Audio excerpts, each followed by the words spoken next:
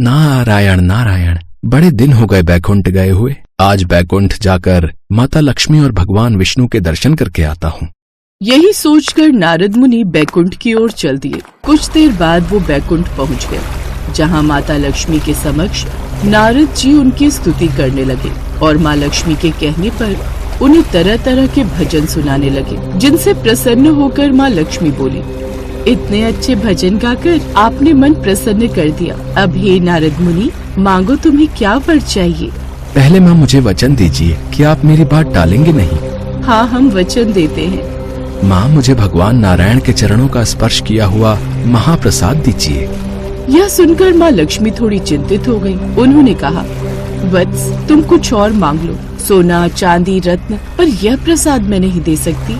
नहीं माँ, यदि आप देना चाहती हैं तो वही प्रसाद दीजिए, हमें वही खाना है। तब लक्ष्मी माँ ने समझाया, तुम समझ क्यों नहीं रहे नारद, हम अपने स्वामी के आदेश से बंधे हुए हैं। उनका आदेश है कि ये विशेष प्रसाद किसी को न दिया जाए, और तुम तो भली भांति जानते हो वत्स कि कुछ भी हो जाए, मैं उनकी आज्ञा का उल्लंघन नहीं कर सकती। सोच लीजिए माता, आप स्वयं अपना वचन तोड़ने जा रही हैं। अब बेचारी लक्ष्मी माँ धर्म संकट में फंस गई। एक तरफ पति की आज्ञा, दूसरी तरफ अपना वचन। कुछ देर बाद लक्ष्मी माँ भोग की थाली सजाकर भगवान नारायण के पास गई। माता लक्ष्मी के चेहरे पर एक उदासी थी, जिसे देख विष्णु हरि बोले, क्या हुआ प्रिय, तुम्हारे चेहरे पर ये उदासी कैसी। तब लक्ष्मी माँ ने नारद मुनि के साथ हुई सारी बात उनको कह सुनाई। ठीक है प्रिय, आज के दिन के लिए मैं अपना आदेश वापस लेता हूँ। तुम मेरा वह विशेष महाप्रसाद आज नारद को दे सकती हो, लेकिन मेरी एक शर्त है, ये प्रसाद तुम इस तरह देना कि मुझे पता न चले। भगवान श्री हरि की बात सुनकर लक्ष्मी माँ की खुशी का ठिकाना न रहा। उन्होंने तुरंत भगवान के चरणों का स्पर्श किया और महाप्रसाद नारद जी को दे दिया। भगवान नारायण का वह अद्भुत महाप्रसाद पाकर नारद मुनि की खुशी का कोई अंत न था। श्रीमन नारायण नारायण हरि हरि, लक्ष्मी नारायण हरि हरि।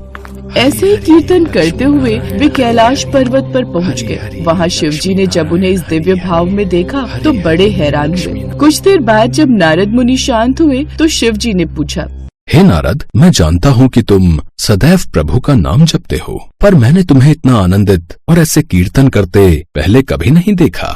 आज क्या हो गया तुम्हें। फिर नारद मुनि ने उन्हें सारी बात बताई। नारद, तुम सच में बहुत भाग्यशाली हो जो तुम्हें स्वयं विष्णु जी का वो विशेष महाप्रसाद मिला। क्या तुम मेरे लिए भी थोड़ा सा बचा कर लाए हो। हमारा भी बड़ा मन हो रहा है विष्णु जी के उस महाप्रसाद को खाने का। यह सुनकर नारद जी थोड़े उदास हो गए। तभी नारद मुनि ने देखा कि उनकी उंगली पर महाप्रसाद का एक छोटा सा कण लगा हुआ है। उनकी आंखों में चमक आ गई और उन्होंने खुशी से कहा, अवश्य प्रभु, अवश्य, मैं आपके लिए भी महाप्रसाद लाया हूँ। ये देखिए, ये छोटा सा कण सिर्फ और सिर्फ आपके लिए। शिव जी बड़े प्रेम से उस कण को देखने लगे। उन्होंने बड़े आदर से उसे अपने मुंह में रखा। जैसे वह महाप्रसाद का कण उनके मुंह में गया, उसी पल शिव जी के अंदर भी वैसा ही दिव्य भावावेश प्रकट होने लगा। उनके शरीर में भक्ति की लहरें उठने लगी और वे तांडव नृत्य करने लगे। ये देख सभी देवी देवता डर गए। शिव जी के सामने जाने की किसी की हिम्मत नहीं हुई। हे प्रभु, ये क्या हो गया। अब महादेव को कैसे शांत किया जाए। अब तो केवल माँ पार्वती ही उन्हें शांत कर सकती हैं। हमें अभी माँ पार्वती के पास जाना होगा। वो सभी मिलकर माता पार्वती के पास गए। माता, माता, भोलेनाथ जी को शांत करें, नहीं तो पूरे ब्रह्मांड का नाश हो जाएगा। क्या महादेव और तांडव। माता पार्वती तुरंत शिव जी के पास गई। हे स्वामी, आपको अचानक यह क्या हो गया था। आप इस प्रकार क्यों नृत्य कर रहे हैं। हम ये नृत्य क्रोध में नहीं बल्कि प्रसन्नता में कर रहे हैं, जिसका कारण श्री विष्णु का वो विशेष महाप्रसाद है, जिससे मेरे अंदर ये परम आनंद की लहरें उठी। ये बात सुनते ही माता पार्वती ने शिव जी से पूछा, क्या वो प्रसाद इतना आनंदमयी था, तो क्या आपने मेरे लिए भी कुछ महाप्रसाद बचा कर रखा है स्वामी। अब इस बात का शिव जी क्या ही जवाब देते। उन्हें खुद तो इतनी मुश्किल से प्रसाद का वो एक कण मिला था। उन्होंने कुछ नहीं कहा, जिस पर माता पार्वती सब समझ गई और वो शांत रही। लेकिन महादेव को अब वो प्रसाद ज्यादा मात्रा में ग्रहण करने की इच्छा हुई, इसलिए उन्होंने उस प्रसाद की मांग रखी। हमें विष्णु जी का वो आनंदमयी प्रसाद ग्रहण करने की तीव्र इच्छा हो रही है, हमें वो प्रसाद चाहिए। तभी नारद वहाँ आते हैं और महादेव की ये इच्छा सुनकर कहते हैं, परंतु प्रभु, ये कैसे संभव है। आप भली भांति जानते हैं कि माता लक्ष्मी ने कितनी मुश्किल से हमें वो प्रसाद दिया था।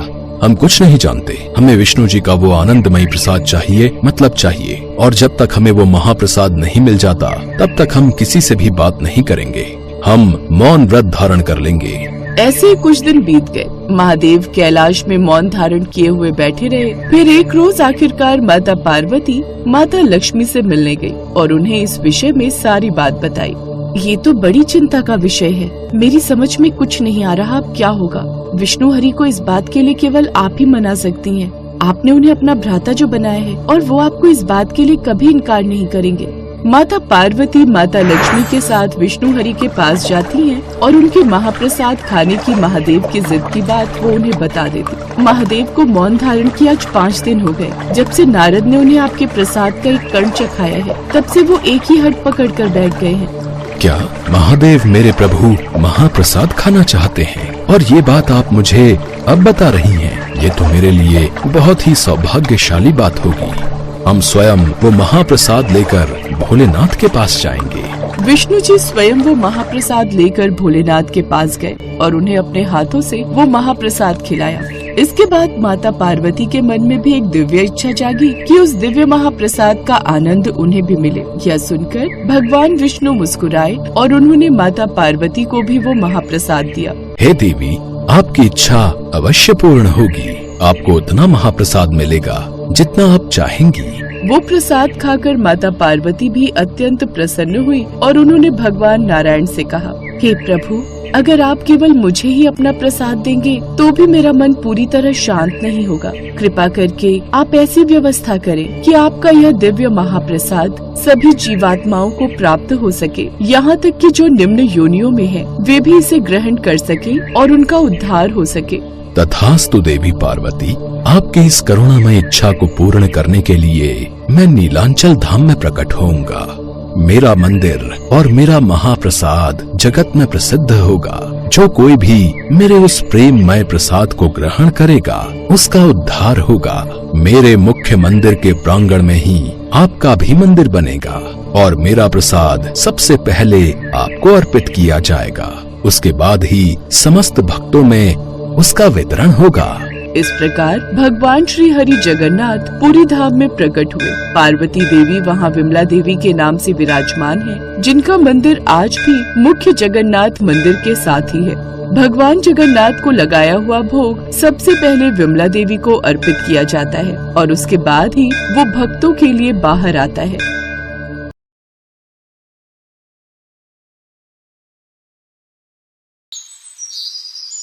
भूख प्यास की परवाह न करते हुए सदैव तपस्या में लीन रहने वाले भगवान शिव को कुछ दिनों से इतनी भूख लग रही थी। पार्वती, भोजन बन गया क्या? बहुत जोरों की भूख लगी है। ला रही हूँ स्वामी। ये लीजिए भोजन, आराम से खा लीजिए। मैंने आपकी थाली में पेट भरने वाले सभी व्यंजन परोस दिए हैं। अब संध्या को ही भोजन बनेगा, तब तक मुझे नहीं लगता आपको भूख लगेगी। हाँ, ऐसा ही होना चाहिए। बहुत भूख लग रही थी। शिव जी ने थाली का भोजन समाप्त कर लिया और आधे घंटे बाद फिर बोले, पार्वती, बहुत भूख लग रही है। उस भोजन का कुछ हिस्सा बचा है क्या? नहीं, उसमें से तो कुछ नहीं बचा, सारा आपको परोस दिया था। आपको फिर भूख लग गई है क्या? हाँ, ऐसा लग रहा है जैसे कुछ खाया ही नहीं है। कुछ बना दो पार्वती, बहुत भूख लग रही है। ठीक है, मैं कुछ बना देती हूँ। अगले कुछ दिनों तक ऐसा ही चलता रहा। माँ पार्वती भोजन बनाती जाती, भगवान शिव खाते जाते। इतना सारा खाना खाने की वजह से भगवान शिव का पेट और वजन भी बढ़ गया। स्वामी, रोजाना इतना भोजन खाने की वजह से आपका पेट देखो कहाँ जा रहा है, इतना बढ़ गया है। दिन पर दिन आप पेटू होते जा रहे हो। पर ऐसा क्यों हो रहा है? मैं आपको सारा दिन भोजन बना बना कर देती रहती हूँ, पर आपकी भूख ही नहीं मिटती। कोई तो कारण होगा। कारण तो मुझे भी नहीं पता देवी पार्वती। मुझे तो बस भूख लगती है, जो असहनीय होती है। थोड़ा और भोजन ले आओ। हाँ, लाती हूँ। मुझे इसका कारण जानना होगा। नंदी, क्या तुम्हें पता है महादेव को इतनी भूख क्यों लग रही है? और ऐसी भूख जो समाप्त ही नहीं होती? माता, मुझे भी इसका कारण नहीं पता। मैं तो सोचता था केवल मैं ही अधिक भोजन करता हूं, परंतु अब तो महादेव भी इतना भोजन करने लगे हैं कि मैं भी उनके सामने कुछ नहीं। तभी नारद मुनि आ जाते हैं। मैंने आप दोनों का वार्तालाप सुन लिया है। हमें इस प्रश्न का उत्तर जानने के लिए ब्रह्मा जी के पास जाना चाहिए। हो सकता है वो इस विषय में आपकी कोई मदद कर सकें। आप उचित कह रहे हैं देवर्षि, हमें ब्रह्मा जी के पास ही चलना चाहिए। माँ पार्वती नारद मुनि और नंदी के साथ ब्रह्मा जी के पास पहुँचती हैं, पर ब्रह्मा जी के पास भी इस समस्या का कोई समाधान नहीं था। मैं खुद आश्चर्यचकित हूं कि महादेव आखिर ऐसा क्यों कर रहे हैं। ये उनकी कौन सी लीला है, इसका उत्तर तो मेरे पास भी नहीं है। ब्रह्मदेव, हमारी सहायता कौन करेगा ताकि हम जान पाएं कि महादेव के साथ ऐसा क्यों हो रहा है? मैं तो बहुत चिंतित हूँ। देवी पार्वती, सदैव से ही भगवान विष्णु ने महादेव को परिस्थितियों से निकाला है। हो सकता है उनके पास इस समस्या का भी कोई समाधान हो। हमें विष्णु जी के पास चलना चाहिए। ठीक है ब्रह्मदेव, ऐसा ही करते हैं। माँ पार्वती सबके साथ भगवान विष्णु के लोक पहुँचती हैं और उन्हें सारी बात बताती हैं। ये तो अधिक चिंता का विषय है देवी पार्वती, इसे सुनकर तो मैं भी हैरान हूँ। स्वामी, क्या आप इस बारे में जानते हैं? मुझसे देवी पार्वती की यह व्यथा देखी नहीं जा रही। ये सब एक भक्त को दिए वरदान के कारण हो रहा है। देवी पार्वती, महादेव स्वयं अपना वरदान देकर भूल गए हैं। कौन सा वरदान नारायण? देवी पार्वती, कुछ समय पहले महादेव के एक भक्त को एक रोग हो गया था, अधिक भूख लगने का रोग, जिसका कोई इलाज नहीं था। वो भक्त बहुत परेशान था।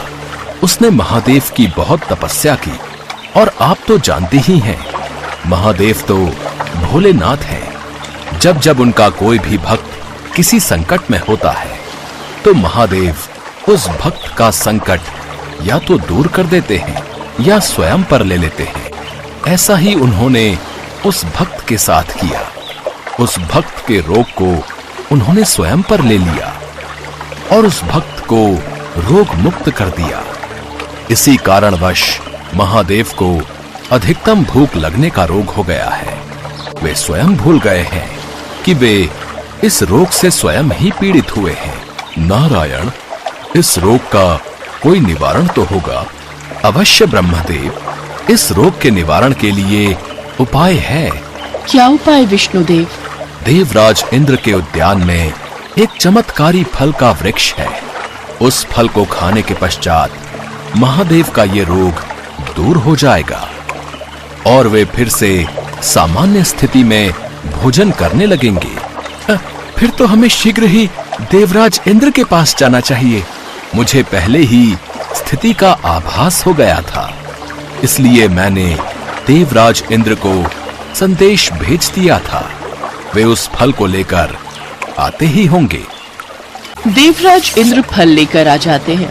विष्णुदेव, ये फल जो आपने मंगवाया था, ये भूख को सामान्य करने के लिए अति उत्तम फल है।